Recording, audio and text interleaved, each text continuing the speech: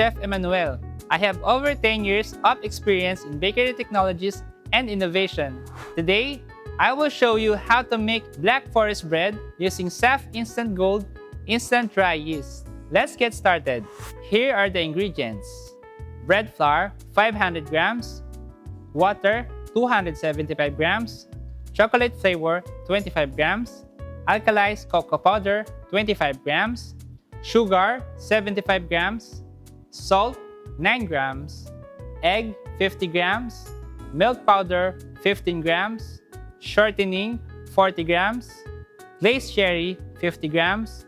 Magimix Yellow Bread Improver, 3 grams. And the Saf-Instant Gold Instant Dry Yeast, 11 grams. We'll start by mixing all the ingredients in the mixer. Now, let's add Saf-Instant Gold Instant Dry Yeast. It can be mixed directly with dry ingredients without rehydration.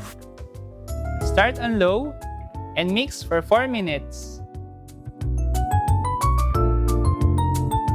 Then shift to high speed for another 4 minutes or until the dough is well developed.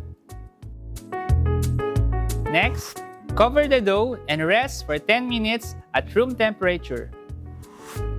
After resting, we divide the dough into 50 grams portion and shape them into smooth balls. Rest for another 10 minutes.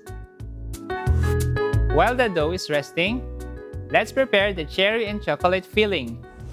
We're going to use water, 125 grams, custard powder, 50 grams, glazed cherry, 100 grams, and chocolate chips, 125 grams.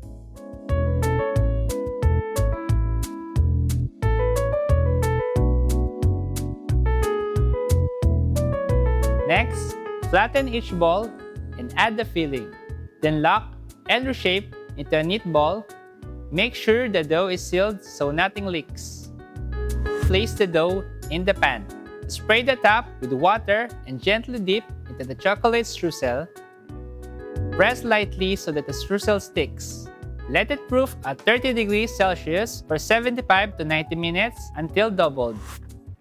Bake at 180 degrees Celsius for 15 to 20 minutes until fully baked.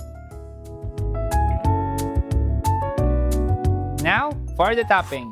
Pipe whipped cream on each bun, dust lightly with powdered sugar, and finish with the cherry. Here are our Black Forest bread.